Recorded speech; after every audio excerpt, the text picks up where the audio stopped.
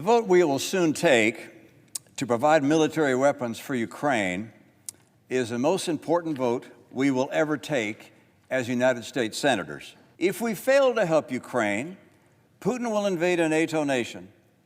He may delay his next invasion until he rebuilds his decimated military.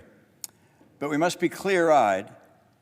Ukraine is not the end, it is a step. If we fail to help Ukraine, China will eventually absorb Taiwan. If we fail to help Ukraine, we will abandon our word and our commitment, providing to our friends a view that America cannot be trusted. That $95 billion package has now passed the Senate, and with pretty strong bipartisan support as well. You ultimately saw 70 senators go ahead and vote for this bill to pass. That's more than we saw in some of these procedural votes, and that's really going to put the pressure on the House and Speaker Mike Johnson to figure out what they're going to do with this bill. But Speaker Mike Johnson is already pouring cold water on it. He issued a preemptive statement before this vote saying that this legislation doesn't meet the moment. The vote we will soon take to provide military weapons for Ukraine is the most important vote we will ever take as United States senators. No, it's not. States like Colorado believe that it is confusing and potentially suppressive to put a candidate on a ballot who cannot assume office. That's why, just like that non-natural born citizen, we kept Donald Trump off, because he is disqualified from our perspective under the Constitution for being an oath-breaking insurrectionist. Sure. First, when I talk to President Biden, regularly, sometimes several times in a week, or usually several times in a week, his mental acuity is great, it's fine. It's as good as it's been over the years. I've been speaking to him for 30 years, since we worked on the Brady bill and the assault weapons ban when I was a young congressman. He's fine. All this right-wing propaganda that his mental acuity is declined is wrong. So I think that, again, age is an objective fact. As I say, it's all relative. He's younger than I am, so what do I have to say about his age? But he is, knowledgeable, wise. And after the football game yesterday, which I was sad, I'm proud of the San Francisco 49ers. I didn't want to bring it up with you, but since you brought it up. Yeah, but I mean, the reason I brought it up is because at the end of the game, you saw experience prevail. We have a new, fresh team. Wait till next year. We're getting all ready for it. But you saw experience prevail at the end. Experience is so important. So Joe Biden has vision. He has knowledge. He has a strategic thinker. This is a very sharp president. Your Majesty, over to you.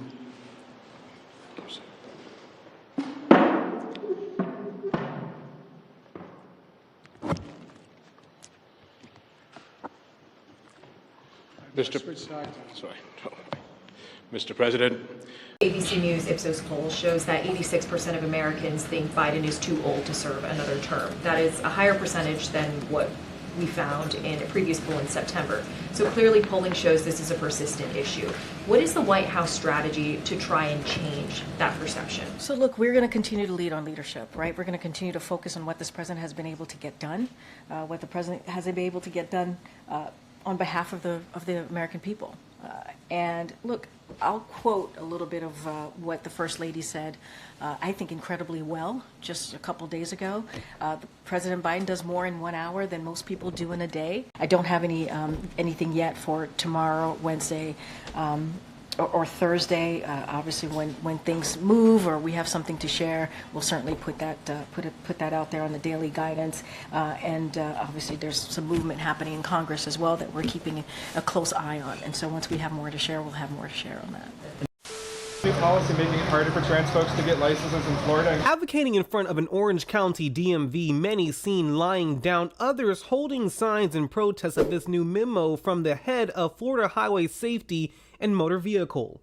Addressed to Orange County tax collectors, the memo rescinds previous policies that allowed residents to elect to change their gender and say they are, quote, not supported by statutory authority. The memo goes on to say, quote, permitting an individual to alter his or her license to reflect an internal sense of gender role or identity which is neither immutable nor objectively verifiable, undermines the purpose of an identification record and can frustrate the state's ability to enforce its laws. So I saw that y'all were doing this for 37 minutes. Why that time?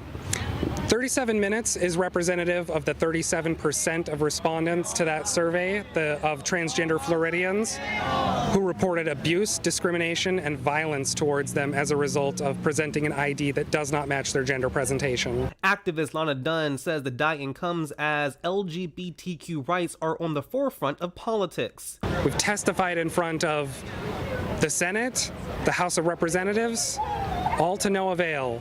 Our hand has been forced at this point. Other activists like Mulan Williams say this new DMV directive leaves her with questions.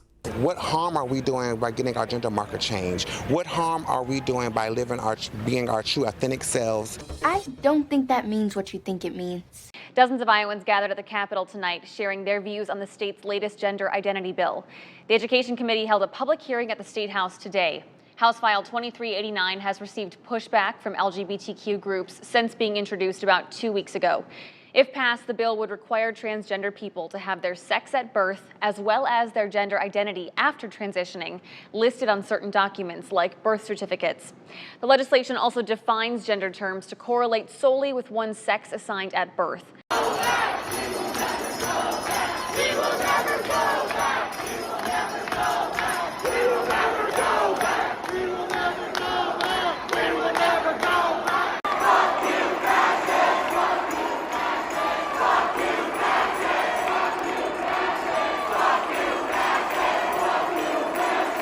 Shall be deemed as inciting servile insurrection.